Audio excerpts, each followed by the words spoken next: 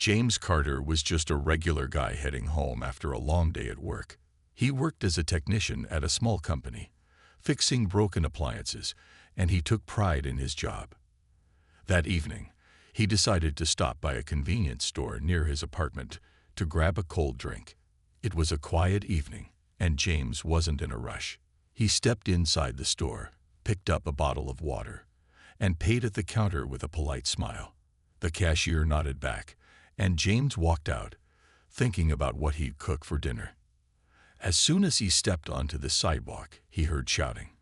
At first, he ignored it, assuming it was just some random argument. But then, before he could react, a police officer rushed toward him. The man wore a serious expression, his hand resting on his belt as if ready for action. James barely had time to process what was happening when the officer suddenly grabbed his arm and pulled it behind his back. "You, don't move," the officer shouted, pushing James forward. James was completely confused. He hadn't done anything wrong. He had just bought water and was minding his own business. His heart pounded as the officer pressed him against the hood of the police car. A woman, standing nearby with tears on her face, pointed at him. "That's him. He attacked me," she screamed. James couldn't believe what he was hearing. His breath caught in his throat. He turned his head slightly, trying to see the woman, but he didn't recognize her at all. Who was she? Why was she saying this? "Officer, I think there's a mistake," James tried to say, but the officer wasn't listening. "Stay quiet," the officer barked. James's mind raced. He had just been inside the store a few seconds ago. How could he have attacked anyone? His voice was calm, but inside, he was panicking. "Sir, I just came from the store. There must be security cameras. Check them, please." The officer didn't seem interested in hearing him out. He was already pulling out a pair of handcuffs. Bystanders started to gather, whispering to each other. Some of them had seen James in the store moments ago, but no one dared to speak up yet. A middle-aged man in the crowd finally stepped forward. "Officer, I think you got the wrong guy. I saw him inside the store." The officer shot him a sharp look. "Sir, step back. This is official business." James felt frustration bubbling inside him. He had always followed the law, always respected officers, but now he was being treated like a criminal for no reason.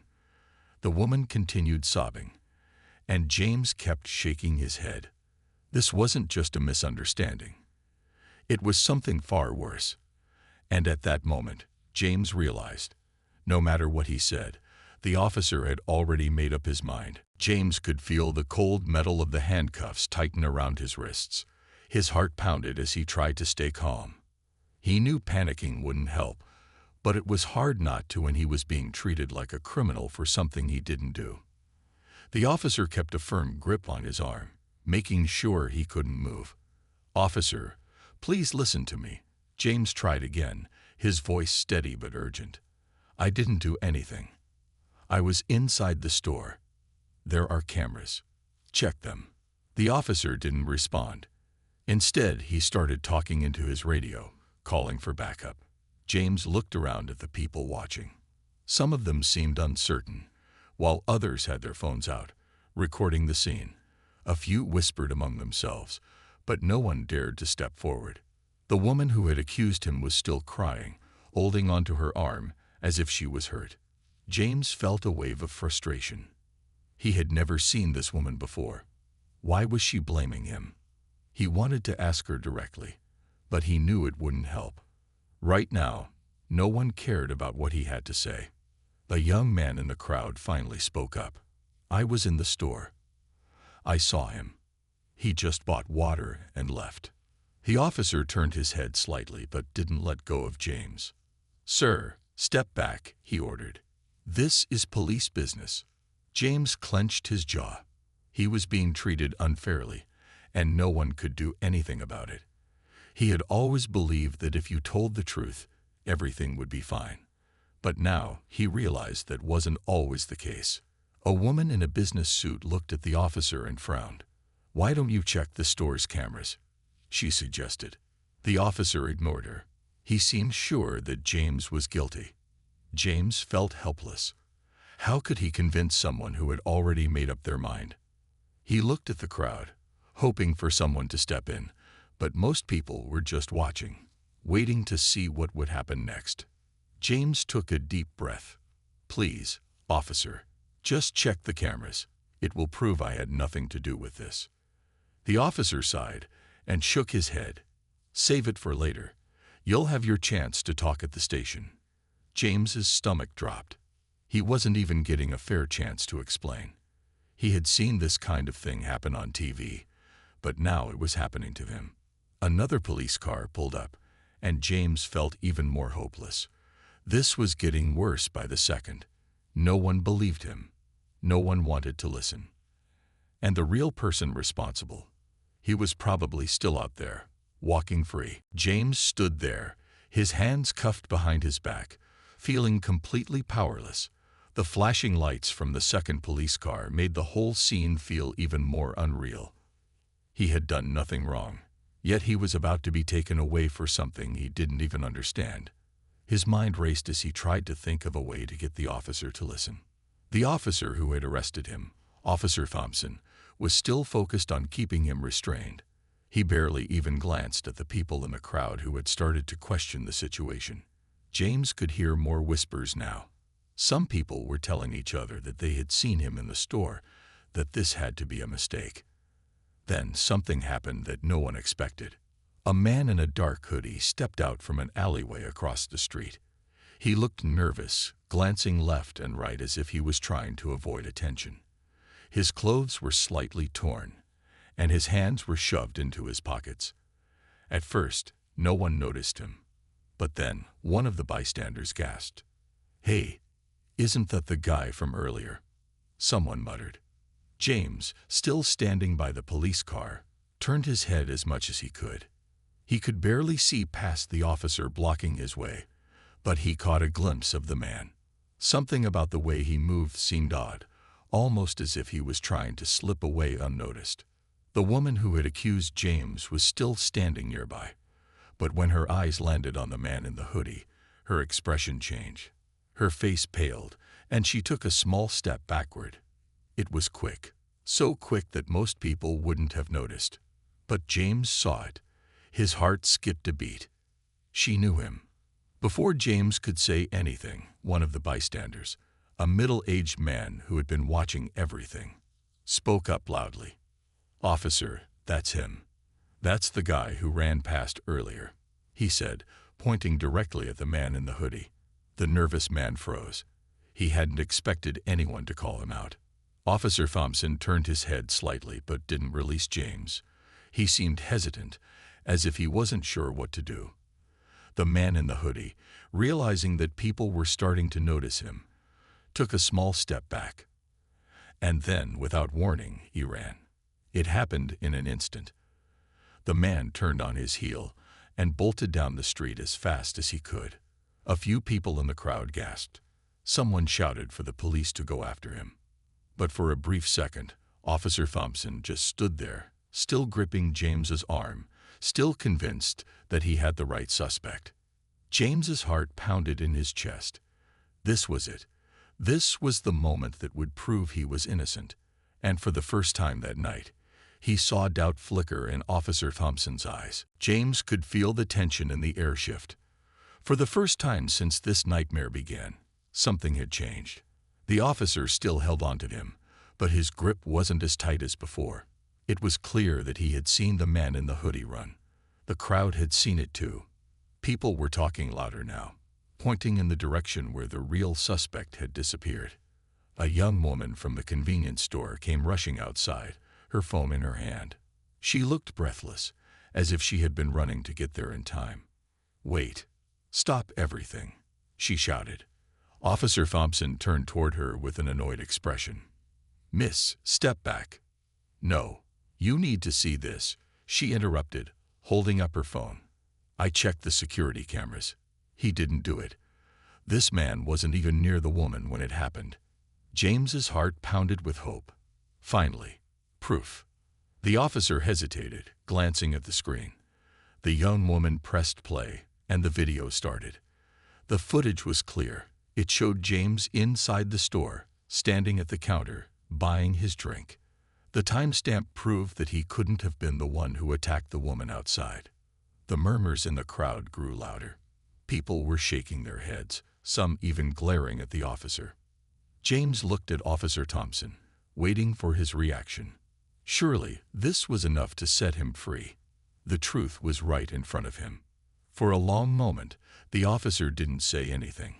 His face remained serious, but there was something else now. Uncertainty. Then, the radio on his shoulder crackled. A voice came through. Suspect matching description is fleeing on foot. Officers in pursuit. James exhaled sharply. He had been telling the truth the whole time, and now even the police radio confirmed it. Another officer, an older man with a firm expression, stepped out of the second police car. He had been watching the whole thing quietly, but now he spoke. "Thompson, uncuff him." Officer Thompson hesitated. He looked between James and his superior, then down at the phone screen one last time. Slowly, almost reluctantly, he reached for the cuffs and unlocked them. James rubbed his wrists, feeling a mixture of relief and frustration. This could have ended very differently if no one had stepped up to help him. The older officer turned to the woman who had accused James. "Ma'am, are you sure it was him?" His voice was calm but firm. The woman shifted uncomfortably. I thought it was. He was standing there, and I panicked." James felt a bitter taste in his mouth. A simple panic had almost ruined his life. The crowd wasn't happy. People were shaking their heads, some whispering in disbelief. The older officer gave James an apologetic nod. "We'll handle this. You're free to go." But James wasn't sure he'd ever forget how quickly things had turned against him. James rubbed his wrists, feeling the sting where the handcuffs had been too tight. He was free now, but the damage had already been done. His heart was still pounding, not from fear, but from frustration. He had been telling the truth all along, and yet no one had listened. At least, not at first. The crowd was still buzzing with energy. People were shaking their heads, whispering about how unfair the whole situation had been. Some were still recording, their phones capturing every moment. A few had already started posting about it online. James could hear snippets of their conversations. This is exactly why things need to change. They didn't even check before cuffing him. What if no one had spoken up?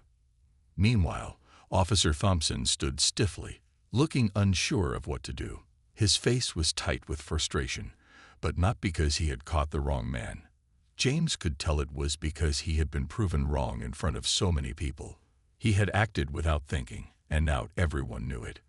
Just as James was about to step away, something unexpected happened. The real suspect, the man in the hoodie, came sprinting back into view, except this time, he wasn't running alone. Two officers were chasing him, shouting at him to stop. The man was fast, but his panic made him sloppy. As he tried to dart past, his foot caught on the edge of the sidewalk, and he stumbled forward. He crashed directly into Officer Thompson, sending them both tumbling to the ground. The crowd gasped as the officer struggled beneath the man's weight, his hands scrambling to push him off. For a brief moment, James stood frozen, watching the scene unfold. Then, without even thinking, he moved. He stepped forward quickly, reaching down to grab the suspect's arm, twisting it just enough to keep him from moving. It was a skill he had learned years ago in a self-defense class, one he never thought he would actually use. The officers who had been chasing the suspect rushed over, immediately pulling out cuffs. They grabbed the man from James's grip and restrained him. The real criminal had finally been caught. Officer Thompson sat up, looking dazed and embarrassed. He had just been knocked down, in front of all these people, by the very suspect he had ignored. His uniform was dirty, and his face was flushed with frustration. James looked down at him, his voice calm but firm. "Next time, maybe listen before jumping to conclusions." The crowd erupted into murmurs and quiet laughter. Officer Thompson didn't say anything.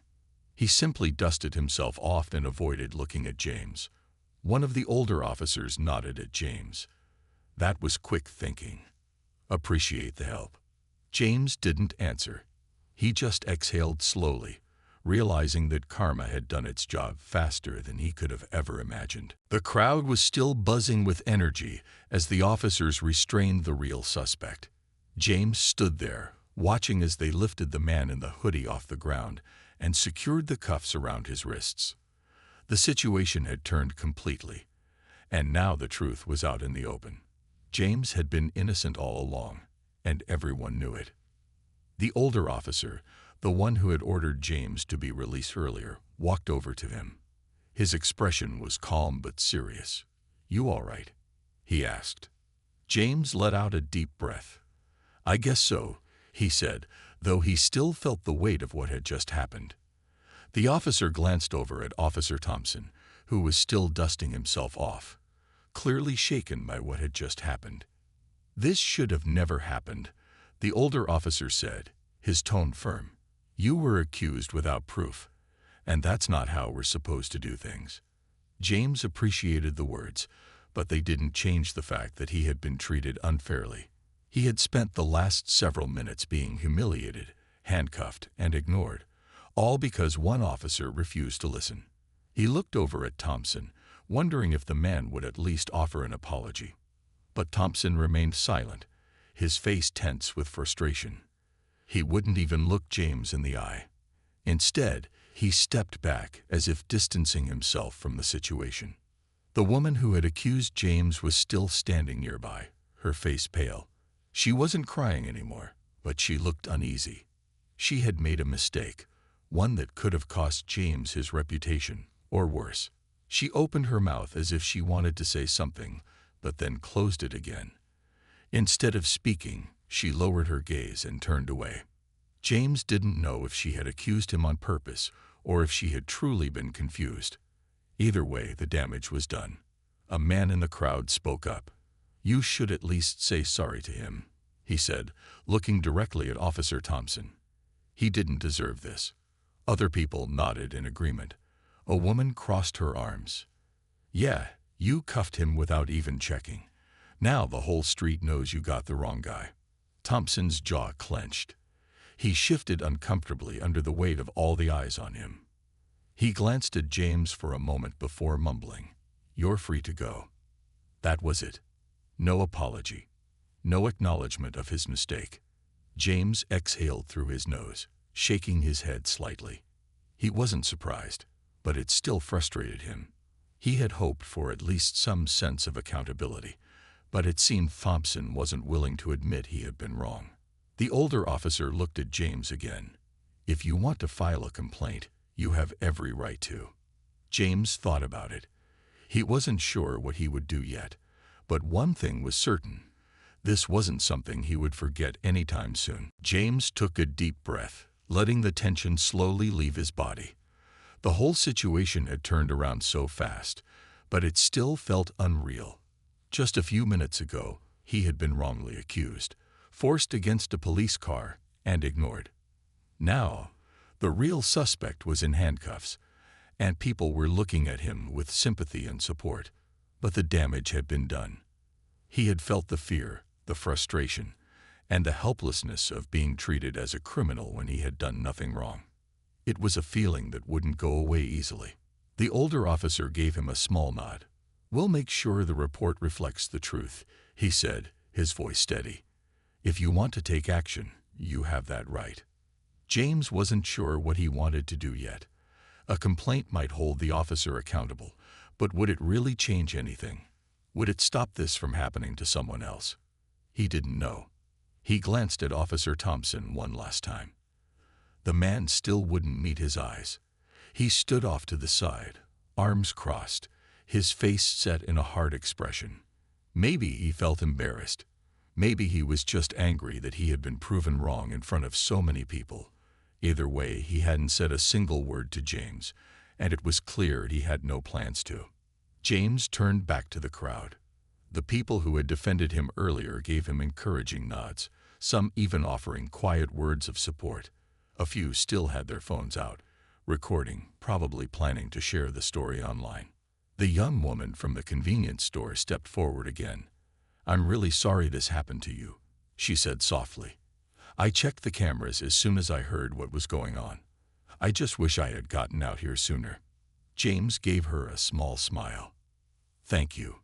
If you hadn't done that, I might still be in cuffs right now." She shook her head.